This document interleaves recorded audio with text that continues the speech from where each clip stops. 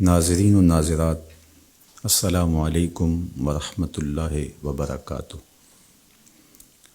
اس وقت پوری دنیا میں وبائی امراض خوف و ہراس کے پر پھیلائے ہوئے ہیں اور پوری انسانیت لرز رہی ہے۔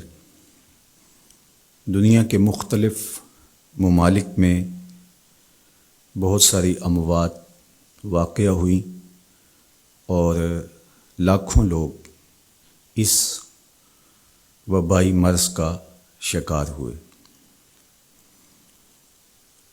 زندگی کتنی عزیز ہے اور موت کا خوف انسانی وجود پر کس طرح طاری ہوتا ہے، آج ہم میں سے ہر شخص اس کو محسوس کر رہا ہے۔ پناہ گاہوں کی تلاش ہے اور ہر ممکنہ تدبیر کی جا رہی ہے کہ میری زندگی کا دیا روشن رہے اور میں سلامتی کے ساتھ اس مشکل دور سے گزر جاؤں، میرے اہل میں، میرے دوستوں میں اور میرے اقرباء میں کوئی ایسی خبر مجھے سننے کو نہ ملے جو میرے لیے اذیت کا سبب ہو۔ یقیناً زندگی اللہ کا بہت بڑا انعام ہے اور ہمیں اللہ سے ہمیشہ خیر مانگنے کی، عافیت طلب کرنے کی ترغیب دی گئی ہے۔ میرے اور آپ کے آقا و مولا حضور ختم المرتبت صلی اللہ علیہ وآلہ وسلم نے اپنی امت کو تعلیم دیتے ہوئے ارشاد فرمایا، صلی اللہ العفو والعافیہ، اللہ سے معافی طلب کرو، اللہ سے عافیت طلب کرو۔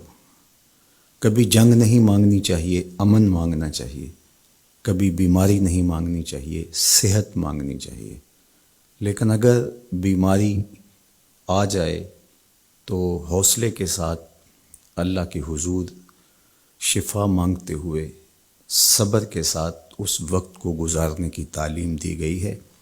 اسی طرح اگر جنگ مسلط کر دی جائے تو استقامت کے ساتھ ڈٹ جانے کی تعلیم ارشاد کی گئی ہے۔ لیکن ہمیشہ اللہ سے عافیت طلب کرنے کا ہی کہا گیا ہے۔ اللہ ہم سب کو اپنی عافیتوں کے سائے میں رکھے۔ ہمارے اوپر جو بیماریاں آتی ہیں، جو مصائب آتے ہیں، جو تکلیفیں آتی ہیں، وہ دو طرح کی ہوتی ہیں۔ ایک تکلیفیں تو وہ ہیں جو ہمارے ان اعمال کا نتیجہ ہوتی ہیں جو ہم شب و روز کرتے ہیں۔ بیماریوں کا آنا ہماری بد پرہیزیوں کا نتیجہ ہے، وقت پہ سونا نہ، معمولات زندگی کا درست نہ ہونا اور آرام کا جو وقت ہمیں میسر ہونا چاہیے کسی وجہ سے وہ حاصل نہ ہو پانا، بر وقت نہ کھانا یا بے تحاشا کھا لینا۔ کوئی شخص نشہ لیتا ہے تو اس کے نتیجے میں وہ بیمار ہوگا۔ اسی طرح دیگر بیماریاں جو ہمیں لاحق ہوتی ہیں وہ ہمارے ہی عمل کا نتیجہ ہوتی ہیں۔ اسی طرح کچھ بیماریاں ہماری کوتاہیوں کا، گناہوں کا نتیجہ ہوتی ہیں۔ تو یہ وبائی امراض ہمارے کیے ہوئے کی سزا ہے۔ اللہ تعالیٰ قرآن مجید میں ایک مقام پہ ارشاد فرماتا ہے، وما اصابکم من مصیبہ فبما کسبت ایدیکم ویعفو عن کثیر۔ جو تمہارے اوپر کوئی مصیبت آتی ہے وہ تمہارے ہاتھوں کی کمائی ہے، تمہاری اپنی کرتوتوں کا نتیجہ ہے، اور اللہ تعالیٰ بہت ساری چیزوں سے درگزر فرماتا ہے۔ یہ اس کی کرم نوازی ہے کہ وہ درگزر فرماتا ہے اور کبھی کبھی گرفت کرتا ہے۔ اگر وہ ہر کوتاہی پر گرفت کرنے لگے تو قرآن مجید میں ایک دوسرے مقام پہ ارشاد فرمایا کہ لوگوں کے ظلم کی وجہ سے بے جا کاموں کی وجہ سے اللہ اگر گرفت کرنے لگے تو زمین کی چھاتی پر ایک چوپایا بھی زندہ نہ بچ پائے۔ تو اللہ جل شانہ اپنے بندوں کو معاف بھی فرماتا ہے اور ان کی گرفت بھی کرتا ہے۔ پچھلی امتیں جب گناہوں میں مبتلا ہوتی تو ان کو تنبیہات کی جاتی، ان کو سمجھایا جاتا انبیاء علیہم السلام کے ذریعے سے، اور انہیں چھوٹے عذاب کے جھٹکے دے کر کے تنبیہ کی جاتی۔ لیکن جب وہ قومیں نہ سنبھلتی تو اللہ تعالیٰ جل شانہ ان کے اوپر عذاب استیصال نازل کرتا۔ عذاب استیصال یہ ہے کہ وہ قومیں وجود سے مٹا دی جاتی۔ اس امت پر اگرچہ یہ کتنے بڑے جرم ہی کیوں نہ کریں، ان پر عذاب استیصال نہیں آئے گا۔ اللہ کے محبوب صلی اللہ علیہ وآلہ وسلم کا پاکیزہ وجود اور حضور کی رحمت کی تنی ہوئی چادر ہمارے لیے بچاؤ کی ضامن بن جاتی ہے، اور ہم اللہ تعالیٰ کی طرف سے آنے والے عذابوں سے بچ جاتے ہیں۔ کفار مکہ نے باقاعدہ مطالبہ کیا، اے اللہ اگر تیرا یہ رسول سچا ہے فامطر علینا حجارۃ من السماء، تو آسمان سے ہمارے اوپر پتھر نازل کر۔ تو حضور صلی اللہ علیہ وآلہ وسلم کے رب نے کیا جواب دیا؟ وما کان اللہ لیعذبہم وانت فیہم۔ محبوب، اللہ کی یہ شان نہیں ہے کہ تو ان کے اندر رہتا ہو اور میں ان پر عذاب نازل کروں۔ حالانکہ پچھلی امتوں پر عذاب نازل ہوا اور یہ امت خود عذاب مانگ رہی ہے۔ کفار نے عذاب طلب کیا لیکن کہا کہ محبوب تیری وجہ سے میں ان پر عذاب نازل نہیں کروں گا، اگر ان کی رحمت نہ ہو درمیان میں ابھی آگ لگ جائے دونوں جہاں میں۔ تو وہ عذاب استیصال جو قوموں کے وجود کو مٹا دیتا ہے، امت مصطفیہ پر، حضور علیہ السلام کے غلاموں پر وہ کبھی بھی نہیں نازل ہوگا۔ لیکن آزمائشیں، ابتلائیں اور سزائیں ان کو وقفے وقفے سے دی جاتی ہیں تاکہ یہ سنبھل جائیں اور اپنے اعمال کو درست کریں اور اپنا محاسبہ کریں۔ اگر وہ اس کے باوجود بھی نہ سمجھیں تو اللہ تعالیٰ جل شانہ کی سخت ناراضگی کا موجب ہے۔ اہل ایمان پر جو ابتلائیں آتی ہیں، جو آزمائشیں آتی ہیں، اس پر جب وہ صبر کرتے ہیں اور اللہ کی طرف رجوع کرتے ہیں تو ان کو اس کا اجر اور اس کا صلہ دیا جاتا ہے۔ حضور نبی رحمت صلی اللہ علیہ وآلہ وسلم نے ارشاد فرمایا کہ مومن کے پاؤں میں کانٹا بھی چبھتا ہے تو وہ بھی اس کے گناہوں کا کفارہ بنتا ہے، وہ بھی اس کے لیے بہتری کا ضامن بن جاتا ہے۔ تو جو وبائیں آتی ہیں، تکلیفیں آتی ہیں، تو وہ اس کے لیے بہتری کی ضامن ہوتی ہیں۔ اسی لیے تو وباؤں سے جو اللہ پر یقین رکھتے ہوئے انتقال کرتے ہیں وہ شہید کے زمرے میں آتے ہیں۔ کتنا بڑا درجہ ہے شہادت کا، لیکن ان کو یہ نصیب ہوتا ہے۔ وہ اپنے آپ کا محاسبہ کرتے ہیں۔ کیسے ہمیں پتہ چلے کہ جو مصیبت ہمارے اوپر آئی ہے وہ سزا ہے یا ابتلا ہے؟ تو علماء نے کہا کہ جو وبا، جو مصیبت، جو تکلیف تمہیں پہنچتی ہے اس پر اگر تمہیں اللہ کی طرف رجوع نصیب ہوتا ہے تو وہ ابتلا ہے، اس سے تمہارے درجے بلند ہوں گے، تمہارے گناہ مٹیں گے۔ اور اگر ان آزمائشوں، ان امتحانات اور ان وباؤں کے باوجود بھی تمہارا اللہ کی طرف رجوع نہیں ہوتا اور تم اسی طرح اپنی زندگی کو گزارتے ہو جس طرح اس سے قبل گزارتے ہو، تو وہ تمہارے لیے سزا ہے۔ تو مجھے اور آپ کو اس موقع پر دیکھنا ہوگا کہ ہم کس مرحلے سے گزر رہے ہیں، ہماری کیفیت باطن کیا ہے۔ کیا یہ خوف و ہراس کا عالم اور یہ وبائی امراض اور اس وقت پوری دنیا کے اوپر جو کیفیت ہے وہ ہمارے لیے اللہ کی قربت کا سبب بن رہی ہے، رجوع اللہ کا ذریعہ بن رہی ہے، توبہ و استغفار کا سبب بن رہی ہے؟ ہم اللہ تعالیٰ جل شانہ کی قربت حاصل کرنے کے لیے کوشاں ہو گئے ہیں، یا کہ ہمارے رویے، ہمارا طرز زندگی اور ہمارا انداز معاشرت بالکل تبدیل نہیں ہوا، اور ہم جس طرح کی زندگی پہلے گزار رہے تھے اس طرح کی ہی زندگی بسر کر رہے ہیں، تو پھر یہ ہمارے لیے سزا ہے، ورنہ ہمارے لیے ابتلا ہے، آزمائش ہے، امتحان ہے، اور ہم اس میں اللہ کی قربت کے ذریعے سے اللہ کی پناہ میں آ کے سرخرو ہو رہے ہیں، کامیاب اور بامراد ہو رہے ہیں۔ یہاں ہمیں دیکھنا ہوگا کہ اس وقت سسکتی انسانیت کے لیے ہمارا رویہ کیا ہے۔ کیا ہم نے اشیاء خورد و نوش سے لے کر کے ضروری ادویات تک اور انسانی ضرورت کے لیے اس وبا سے بچنے کے لیے جو ماسک پہنا جاتا ہے اس کو حصول زر کا ذریعہ بنایا، یا کہ ہم انسانیت کی خدمت کے لیے اس وقت میدان عمل میں موجود ہیں؟ تو ہم اپنے عمل سے، اپنے رویے سے اپنے آپ کو جج کر سکتے ہیں، اپنے آپ کو دیکھ سکتے ہیں۔ اقبال نے کہا تھا اپنے دل سے پوچھ، ملا سے نہ پوچھ۔ تو ہمیں اپنے اندر سے فتویٰ ملتا ہے ہم کس جگہ پہ کھڑے ہیں، تو ہمیں اس حوالے سے اپنے آپ کو دیکھنا چاہیے۔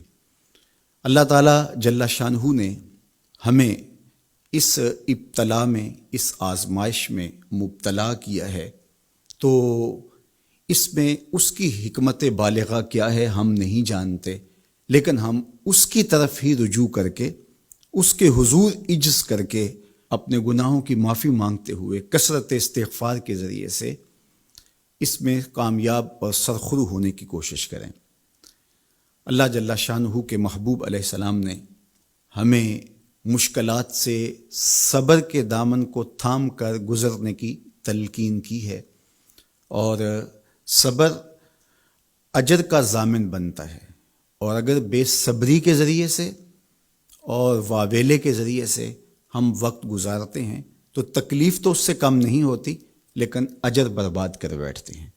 ہمیں ایسی مشکل گھڑیوں میں صدقہ و خیرات کے ذریعے سے اللہ کی قربت اختیار کرنے کا حکم دیا گیا۔ فرمایا گیا داو مرداکم بالصدقہ، اپنے مریضوں کا علاج صدقے سے کرو، تمہارے امراض کا علاج صدقے میں چھپا ہوا ہے۔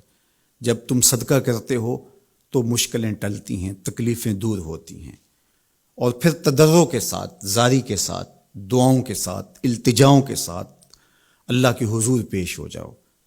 تم امتحان گاہ میں کھڑے ہو، وَاسْتَقْبِلُوا امواج البلا بالدعاء والتضرع، فرمایا کہ بلاؤں اور آزمائشوں کی موجیں جب تمہاری طرف بڑھ رہی ہوں تو تم تضرع اور زاری کے ساتھ اللہ کی مدد اور اللہ کی پناہ لے لو، اور جب تم اس کی پناہ میں آ جاؤ گے تو پھر تکلیفیں تمہارا کچھ نہیں بگاڑ سکتی، تمہارے درجے بلند ہوں گے، اور تمہاری خطاؤں سے اللہ درگزر فرمائے گا، اور تمہارے لیے راحتوں کے، کرم نوازیوں کے در کشادہ ہوں گے۔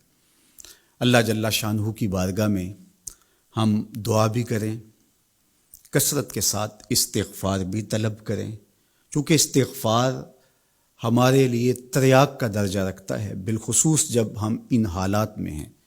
حضرت سیدنا عمر رضی اللہ تعالی عنہ فرماتے ہیں لو نزلت صاعقۃ من السماء ما اصابت مستغفرا، آسمان سے کڑکتی ہوئی بجلیاں بھی نازل ہوں تو جو استغفار کر رہا ہوگا وہ ان سے محفوظ رہے گا۔ تو استغفار کرنے والا اللہ جل شانہ کی پناہ میں آ جاتا ہے، اس کی حفاظت کے حصار میں آ جاتا ہے۔ حضرت امام شافعی علیہ رحمہ فرماتے ہیں کہ میری زندگی کا نچوڑ، میں نے جو دین پڑھا ہے، دین سمجھا ہے، تو اس کا خلاصہ یہ ہے کہ ما رأیت انفع للوباء من التسبیح، وباؤں اور ابتلاؤں کے اندر تسبیح سے بہتر میں نے کوئی وظیفہ نہیں پایا ہے۔ تو جب آپ اللہ کی تسبیح بولتے ہیں، اس کی پاکی بولتے ہیں، تو آپ اللہ کی رحمتوں کے حصار میں آ جاتے ہیں، اس کی پناہ میں آ جاتے ہیں۔ تو اللہ تعالیٰ جل شانہ آپ سے مصیبتوں کو اٹھا لیتا ہے، تکلیفوں کو اٹھا لیتا ہے۔ تو استغفار طلب کیجئے، اللہ کی تسبیح بولیے، اور قرآن مجید کی کثرت کے ساتھ تلاوت کیجئے۔ آج جب کہ فرصت کے لمحے ہمارے ہاتھ آ ہی گئے ہیں اور ہم کسی وجہ سے گھروں میں بیٹھ ہی گئے ہیں، تو اس موقع پر ہمیں کتاب اللہ کے ساتھ جڑنا چاہیے۔ کتاب اللہ کے ساتھ ہمارا تعلق جتنا مضبوط ہوگا، اللہ پر یقین اتنا ہی پختہ سے پختہ تر ہوتا چلا جائے گا۔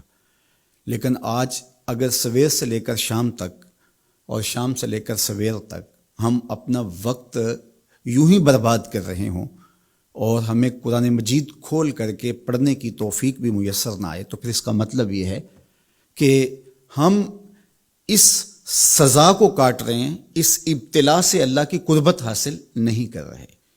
تو قرآن مجید کی تلاوت ہمیں اللہ کی قربت دیتی ہے، بلکہ ایک روایت میں آیا کہ جو شخص قرآن مجید کی تلاوت میں مشغول رہا اور اس مشغولیت کی وجہ سے اس کو دعا مانگنے کا موقع بھی نہ مل سکا، اللہ اس کو دعائیں مانگنے والوں سے زیادہ عطا فرمائے گا، چونکہ وہ اللہ کے کلام کے اندر مصروف ہو گیا۔ تو آج کل فرصت کے لمحات میں ہمیں اپنے بچوں کو بٹھا کر کے بھی ترغیب دینی چاہیے کہ وہ قرآن مجید کی تلاوت کریں، اور خود بھی قرآن مجید کی تلاوت اپنے معمولات میں شامل کرنی چاہیے۔ اور جتنے بھی یہ دن ہمیں میسر ہیں، اپنی روٹین اس حساب سے ہم بنا سکتے ہیں کہ قرآن مجید کے ساتھ ہم جڑ جائیں، اور اس کو اگر مفاہیم و مطالب کے ساتھ پڑھنے کا مزاج ہو اور روزانہ 1 پارہ یا 2 پارہ اس کے مفاہیم کے ساتھ، اس کے مطالب کے ساتھ اگر پڑھنا نصیب ہو جائے، تو پھر قرآن مجید کے پیغام کو سمجھنے کا ہمیں موقع مل جائے گا۔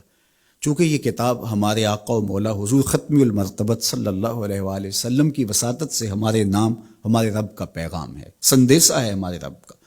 ہمارے رب نے ہمیں کیا کہا ہے ہمیں سمجھنا چاہیے۔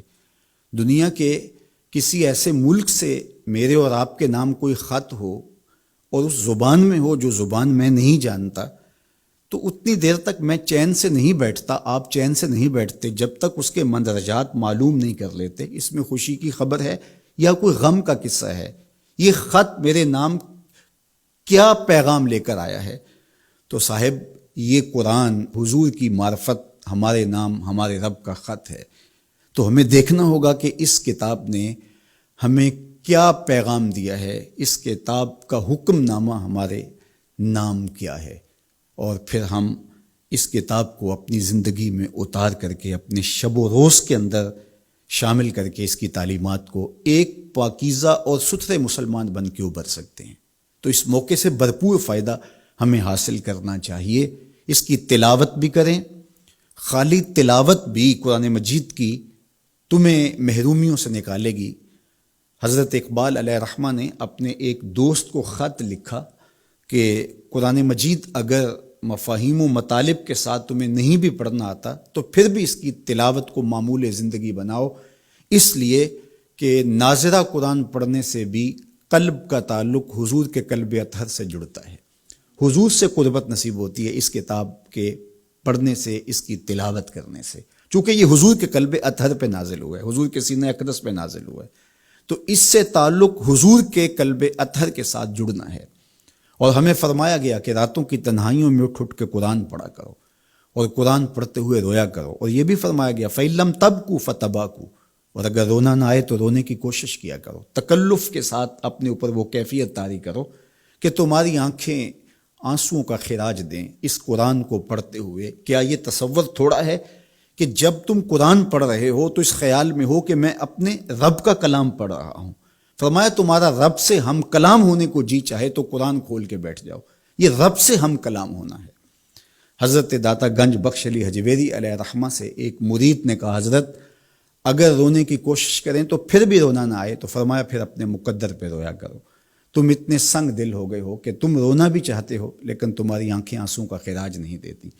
تو اس کتاب کے ساتھ جڑ کے، اس کتاب کے ساتھ وابستہ ہو کے، اس کے ساتھ تعلق خاطر قائم کر کے اپنی زندگی کو سنوارا جا سکتا ہے۔ یہ کتاب زندگی ہے، یہ نسخہ حیات ہے، نسخہ کیمیا ہے۔ فاش می گوئم آنکھ در دل مزمرست، این کتاب نیز چیز دیگرست۔ اقبال نے کہا اگر میں کھل کے بتا دوں جو میرے سینے میں پوشیدہ ہے، یہ کتاب نہیں، یہ کوئی اور ہی چیز ہے، یہ زندگی بخش ہے، یہ حیات آفری ہے، اس کا ایک ایک لفظ نور دیتا ہے، اس کا ایک ایک حرف اجالے بانٹتا ہے۔ بلکہ وہ لوگ جو اس کتاب سے زندگی حاصل نہیں کرتے اور اس کتاب کے ہوتے ہوئے بھی محرومیوں کا شکار ہے، تو بڑی خوبصورتی کے ساتھ اقبال نے تنقید کی اور سوئے ہوئے ضمیر جگانے کی کوشش کی. ببند صوفی و ملا اسیری حیات از حکمت قرآن گیری بآیاتش ترا کار جزی نیست کیا از یاسین او آساں بمیری. اقبال کہتے ہیں تو جاہل صوفی اور کاہل ملا کے ایسے پھندے میں پھنسا کہ تو نے قرآن سے زندگی تلاش نہیں کی. قرآن کی آیتوں سے تجھے صرف اتنا سروکار ہے، جب تیرے بوڑھے کی روح اٹک گئی تو سورہ یاسین لے کے بیٹھ گیا کہ میں اس کی تلاوت کروں اور اس کی روح آسانی سے نکل جائے. اقبال کہتے ہیں اس میں کوئی شک نہیں ہے، مرنے والے کو اس کا فائدہ ہوتا ہے، لیکن مجھے افسوس اس بات کا ہے کہ اس قرآن سے بھی تو نے مرنا ہی سیکھا، کاش اس قرآن سے جینا سیکھ لیا ہوتا. یہ تجھے زندگی کے کرینے سکھاتا، تجھے اسلوب حیات بتاتا، تجھے جینے کا طریقہ بتاتا، تجھے محمد عربی کی دہلیز پہ لے جاتا، تمہیں خدا کی قربت دیتا، خشیت الہی کے اجالے دیتا. یہ کتاب زندگی بخش اور حیات آفری تھی، تو نے کیوں اس کتاب کے ہوتے ہوئے اپنے آپ کو محرومیوں کے سپرد کر دیا؟ تو یہ موقع ہمیں ملا ہے زندگی کی گہما گہمی میں، زندگی کی چکا چون میں، سویر سے شام تک، شام سے سویر تک بھاگم بھاگ لگی تھی. تو کسی وجہ سے لمحے فرصت کے ہاتھ آ ہی گئے ہیں، تو آئیے ہم اپنا ربط کتاب اللہ سے جوڑیں، قرآن سے جڑ جائیں اور اس کی تلاوت کو شعار زندگی بنا لیں. گھر تو می خواہی مسلمہ زیستن نیست ممکن جز بقرآن زیستن. اگر تو مومن بن کے، مسلمان بن کے جینا چاہتا ہے تو قرآن کے بغیر تیرا ایک لمحہ بھی نہیں بیت سکتا. تو اس کتاب کے ساتھ ہمیں وابستہ ہونا چاہیے.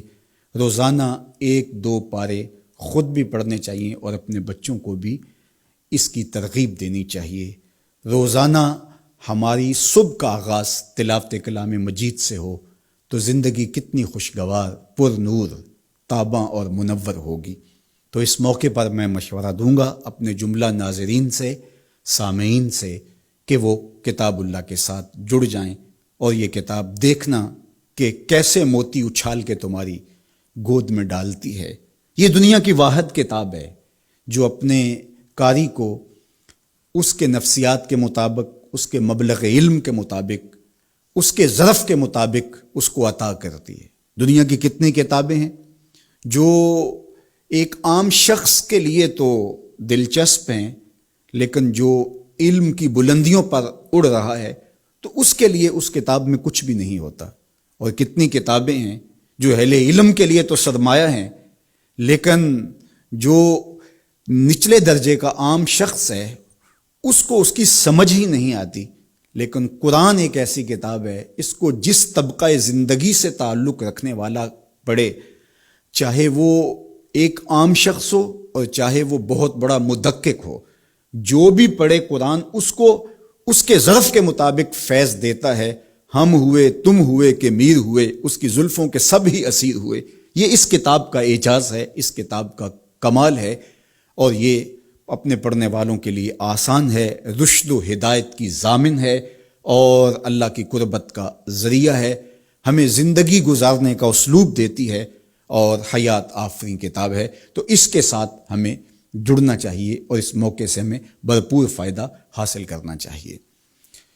ایک بات میں یہ بھی عرض کرنا چاہوں گا کہ اس موقع پر خاص طور پہ ہمیں تھوڑا سا اپنا محاسبہ کرنے کے لیے بھی وقت مل گیا ہے.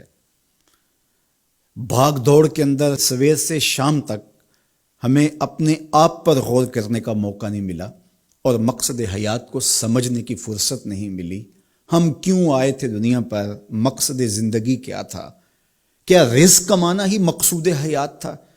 چلو حلال ہی صحیح، یہ تو کام چیونٹی بھی کرتی ہے، صبح اپنی بل سے نکلتی ہے، کسی کو ضرر نہیں دیتی، تکلیف نہیں پہنچاتی، حلال رزق جمع کرتی ہے اور شام تک وہ اس کام میں لگی رہتی ہے. موسم برسات کے لیے بھی جمع کرتی ہے، اپنے بچوں کے لیے بھی ضرورت پوری کرتی ہے، کسی کو تکلیف بھی نہیں پہنچاتی. اگر یہی وظیفہ حضرت انسان کا ہے تو پھر انسان میں اور حیوانات میں، بہائم، وحوش، طیور میں فرق کیا ہوا؟ یہ اشرف المخلوقات پھر کس بات پہ ہوا؟ تو کیا یہ انسان کے لیے باعث شرف ہے؟ نہیں، انسان کے لیے شرف کا سبب کوئی اور ہے.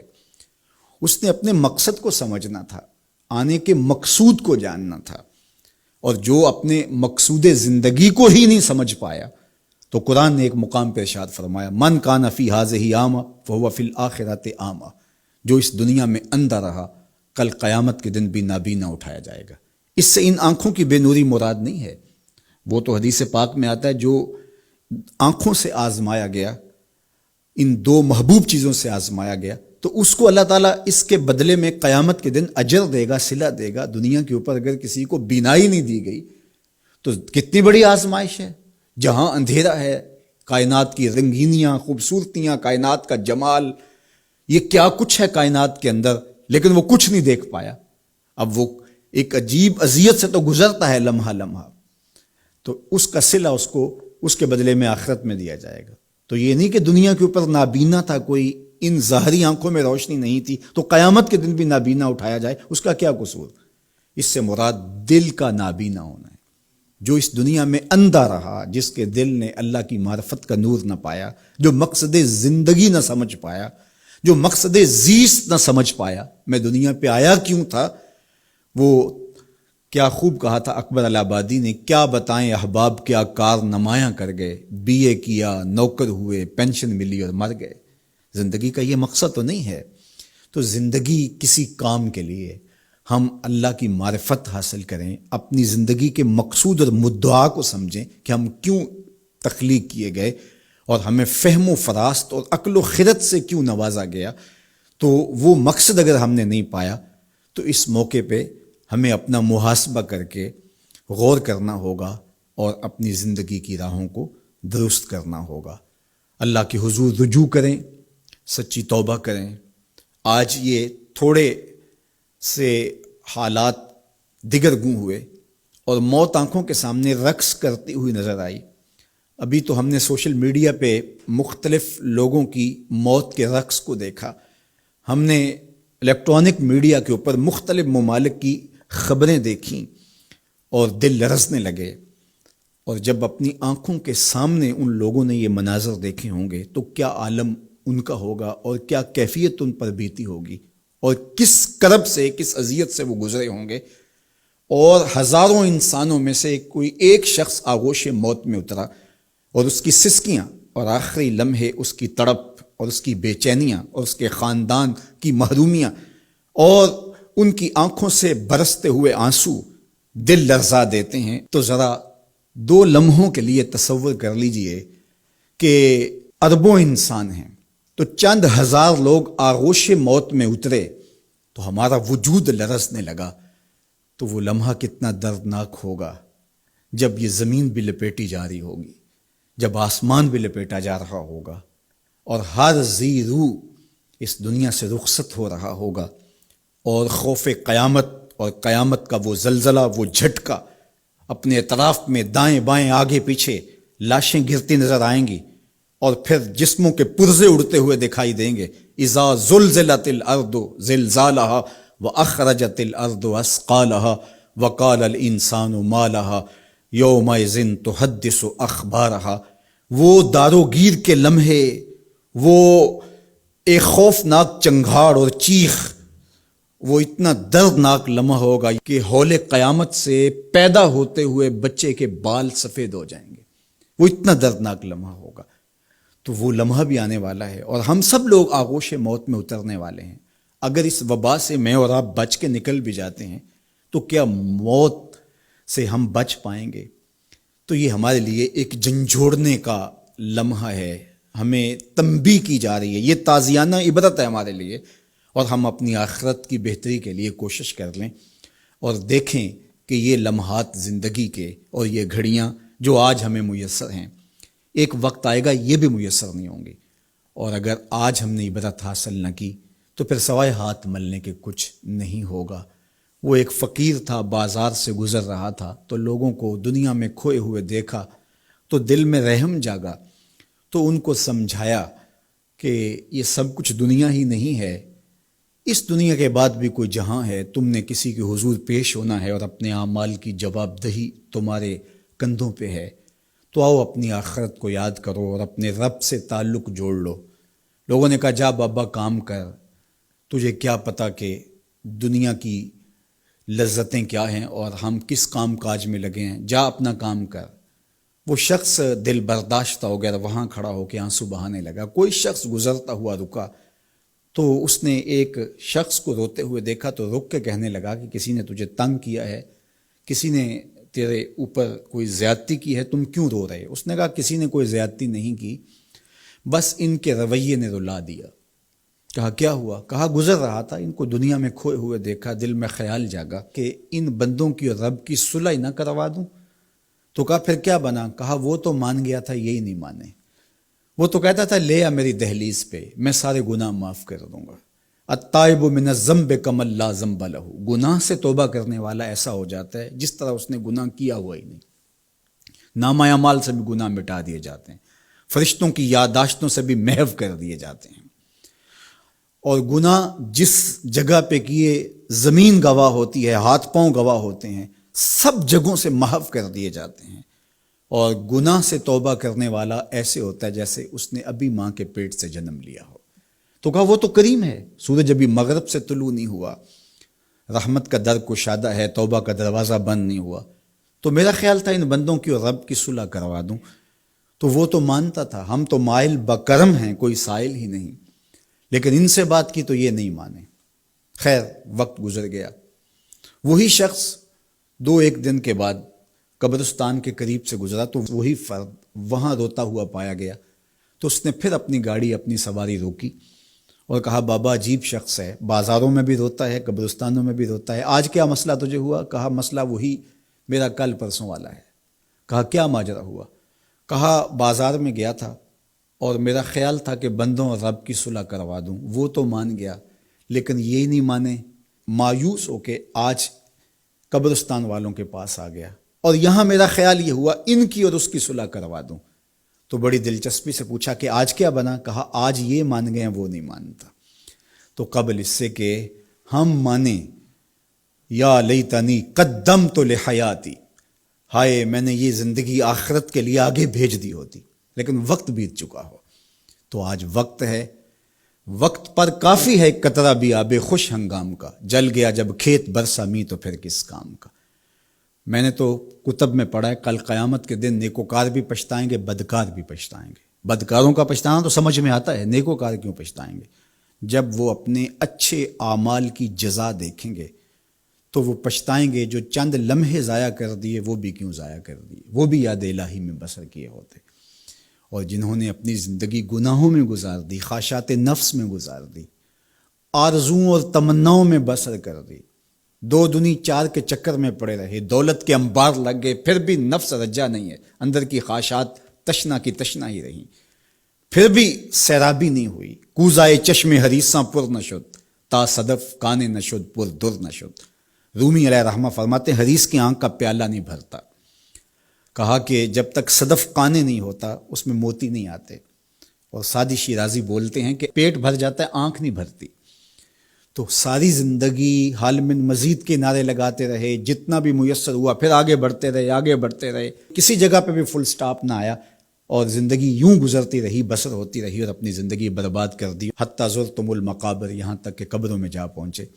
تو آج اپنی آنکھوں کے سامنے موت کا رقص دیکھ رہے ہیں، اور ہم پوری کائنات کے اندر دیکھ رہے ہیں کہ جو وسائل سے مالا مال تھے، جنہوں نے دنیا کو تسخیر کرنے کا دعویٰ کیا تھا، جن کا خیال یہ تھا کہ ہم ہر طرح کے حالات سے نپٹنے کی صلاحیت رکھتے ہیں، ہمارے پاس تمام وسائل میسر ہیں، لیکن آج کس طرح بے بسی کی تصویر نظر آتی ہیں۔ ایک چھوٹا سا وائرس ہے جو خوردبین سے دیکھا جاتا ہے، اور اس نے انسان کو بے بس کر دیا۔ تو انسان کو سمجھنا چاہیے کہ اللہ کی طاقت کتنی ہے۔ ایک تو قیامت کے دن جب لوگ آغوش موت میں ہوں گے، اور بڑے بڑے متکبرین، سرکش، متمردین، بادشاہ، شہنشاہ، کج کلا آغوش موت میں ہوں گے، تو اللہ تعالیٰ فرمائے گا آج کس کی بادشاہی ہے؟ تو کوئی نہیں بول سکے گا۔ اللہ فرمائے گا انا المالک، میں بادشاہ ہوں۔ فرمائے گا این المتکبرون، تکبر کرنے والے کہاں ہیں؟ تو کہاں ہوں گے تکبر کرنے والے؟ کوئی سر اٹھانے کے قابل نہیں ہوگا۔ اللہ فرمائے گا میں ہوں متکبر، کبریائی مجھی کو زیبا ہے۔ تو یہ کل جو ماننا ہے تو اچھا نہیں کہ آج ہی مان لیں اور اپنی زندگی کو اس کی راہوں پہ لگا لیں۔ تو یہ مختصر زندگی اللہ کی امانت ہے۔ اللہ جل شانہ ہمیں اس زندگی کو اس کے راستے میں لگانے کی توفیق دے۔ یہ آزمائش کی گھڑیاں یہ سزا کے جھٹکے، یہ عبرت کے تازیانے، یہ ہمارے سمجھانے کے لیے ہوتے ہیں۔ حضرت امام غزالی فرماتے ہیں یہ ڈوبتا ہوا سورج روز ہمیں بتاتا ہے کہ میاں زندگی پائیدار نہیں ہے، ایک دن تمہاری زندگی کا سورج بھی ڈوب جانا ہے۔ یہ پھیلی ہوئی قبریں، یہ جوانی سے بڑھاپے کی طرف بڑھتے ہوئے لوگ، یہ اٹھتے ہوئے جنازے، یہ سب کچھ تمہیں بتاتے ہیں۔ تم سمجھو اور اپنی زندگی کو خیر کی راہوں پر ڈال لو۔ آج لمحہ ہے زندگی کا موجود لمحہ، اور آج کا پچھتاوا کل کی بہتری کی ضمانت ہوگا۔ کل کا پچھتاوا سوائے حسرت بڑھانے کے اور کچھ نہیں ہوگا۔ اللہ مجھے آپ کو زندگی کی اچھائیاں نصیب فرمائے۔ اج ساوی نے کھلے راہ وی نے، انج ٹوک انوکھڑے ٹوک دے نہیں، ٹر پویں تے پینڈے مک جاندے، گھر بیٹھیاں فاصلے مک دے نہیں۔ تو آج ایک ایک قدم بھی چلیں گے تو منزل تک پہنچ جائیں گے، لیکن کل یہ قدم شل ہو جائیں گے، یہ زباں بولنے سے بند ہو جائے گی۔ یہ دارالعمل ہے، وہ دارالجزا ہے، پھر دارالجزا میں عمل نہیں ہوگا، پھر پچھتاوا، پھر ڈاڈا پچھتاوا، سخت پچھتاوا، حسرت پہ حسرت، دکھ، اذیت۔ ہائے کوئی چیخ چیخ کے کہتا تھا، میں اس کی بات مان لیتا، میرے گھر میں قرآن پڑھا تھا، میں کھول کے دیکھ لیتا، میں مصلحین کی بات سن لیتا، میں اٹھتے ہوئے جنازوں سے کچھ سمجھ لیتا، میں قبرستانوں میں جاتا، ٹوٹی شکستہ قبریں مجھے کوئی کہانی سنا رہی تھی جن کا طوطی بولتا تھا، پھر ان کی قبروں پہ خاک بھی اڑتی میں نے دیکھی، لیکن میں نے کسی سے عبرت حاصل نہ کی۔ میں نے سمجھا کہ یہ جوانی ہمیشہ رہے گی، یہ زندگی ہمیشہ رہے گی، لیکن سارا خواب تھا ٹوٹ کے بکھر گیا۔ تو آج پچھتاوا ہے، تو کل جو پچھتانا ہے تو آج ہی پچھتا لیں، اور اپنی زندگی کو اللہ اور اس کے رسول کی راہوں پہ لے آئیں۔ اللہ مجھے آپ کو اپنی راہوں کا مسافر رکھے، اور زندگی کو حضور علیہ الصلوۃ والسلام کی اطاعت کے، فرما برداری کے دائرے میں لے آئیں۔ وآخر دعوانا ان الحمد للہ رب العالمین، الحمد للہ رب العالمین، والصلاۃ والسلام علی اشرف الانبیاء والمرسلین۔ اللہ اٹھے ہوئے ہاتھ، پھیلی ہوئی جھولیاں اپنی رحمتوں سے بھر دے، بخت کی بہاریں نصیب فرما دے، مقدر کی خزائیں رخصت کر دے۔ جئیں تو تیرے لیے، مریں تو تیرے دین کے لیے، زندگی کی آخری ہچکی تک تیرے رسول کے وفادار رہیں۔ ہر علت، ہر قلت، ہر ذلت سے رہائی عطا کر دے، اپنے محبوب کے در کی گدائی عطا کر دے۔ نفس اور شیطان کے مکر و فریب سے، دجل و تلبیسات سے ہماری حفاظت فرما۔ اے اللہ ان وباؤں سے نجات عطا کر دے۔ اے اللہ تیری مخلوق تڑپ رہی ہے، سسک رہی ہے، میرے مالک اپنی مخلوق پہ رحم فرما، اور اپنا خاص کرم فضل ان پہ نازل کر دے۔ اے اللہ اس وبائی مرض سے نجات عطا کر دے، اپنا خاص کرم فضل اللہ امت مسلمہ کا مقسوم کر دے۔ اللہ میرے وطن کی خیر فرما، میرے ملک کو امن کے اجالے عطا کر دے۔ اللہ میرے ملک کی معیشت کو جمال عطا کر دے، خیر، خیریت، برکت، رحمت اور راحت ہمارا مقدور کر دے۔ اٹھے ہوئے ہاتھ خالی نہ موڑنا، پھیلی ہوئی جھولیاں اپنی رحمتوں سے بھر دے۔ ساری زندگی اپنی چوکھٹ کا فقیر رکھنا، اپنی دہلیز کا نوکر رکھنا، کبھی کسی کا محتاج نہ کرنا، ہمیشہ اپنی چوکھٹ کا فقیر رکھنا۔ اللہ ہم تیرے عاجز، ناتواں، کمزور بندے، تیری دہلیز پہ ہاتھ پھیلائے، جھولیاں پھیلائے، تیری رحمت کی بھیک مانگ رہے ہیں۔ میرے مالک اپنے کرم سے ہماری جھولیاں اپنی رحمتوں سے بھر دے۔ اس وبائی مرض سے اہل وطن کو، پورے عالم کو نجات عطا کر دے۔ اے اللہ اس مرض کو دور کر دے، اس کو ہواؤں میں اڑا دے، دنیا کے افق سے اس کو غائب کر دے۔ اللہ جو موجود ہے اس کے لیے اپنے کرم سے دوائیں نصیب فرما۔ اے اللہ اپنا خاص کرم فضل اس وطن پاکستان کے شامل حال فرما، جو مسیحا قوم کے اس وقت اس بیماری کے ساتھ نبرد آزما ہیں اور مشکل حالات کے اندر مریضوں کی دیکھ بھال کر رہے ہیں۔ اللہ ان ڈاکٹرز کو حفاظتوں کے حصار میں رکھنا، ہماری پاک فوج، ہماری پولیس اور ہمارے ادارے جس طرح اس مشکل گھڑی میں قوم کے ساتھ آ کھڑے ہوئے، اپنی جانوں کو ہتھیلیوں پہ رکھ کے، اے اللہ ان کی حفاظت فرما، ان کے اہل و عیال کی حفاظت فرما، ان کے بچوں کی حفاظت فرما، ان کی نسلوں کو خوشبودار رکھنا اور اپنی پناہوں کا حصار عطا کرنا۔ اللہ میرے وطن میں نظام رسول کی بہاریں پیدا کر دینا، اللہ خیر اور بھلائی مقسوم کر دینا۔ اے اللہ سسکتی انسانیت کا یہ درد دیکھ کر کے دنیا کے جو کارپرداز ہیں ان کو یہ سوچنے کی توفیق دے کہ کشمیر میں، القدس میں اور دیگر بلاد اسلامیہ کے اندر سسکتی انسانیت کیسے وقت کاٹتی ہے، اور دنیا کے اوپر امن کے لیے پائیدار کوششیں کرنے کی توفیق عطا فرما۔ اللہ ہمارے اٹھے ہوئے ہاتھ خالی نہ موڑنا، جملہ ناظرین کی جتنی دعائیں ہیں اللہ اپنے کرم سے مستجاب فرمانا، بے اولادوں کی جھولیاں اولاد سے بھر دینا، دکھیوں کے دکھ دور فرمانا، پریشان حالوں کی پریشانیاں دور فرمانا، بیماروں کو شفا عطا کر دینا، بے اولادوں کی گودیاں اولاد سے ہری کر دینا، انہیں اولاد نرینہ بھی بخشنا، اولاد مادینہ بھی بخشنا، اور ان پر اپنی خاص رحمات کا نزول کر دے۔ وصلی اللہ تعالی علی النبی الامین وعلی آلہ واصحابہ اجمعین۔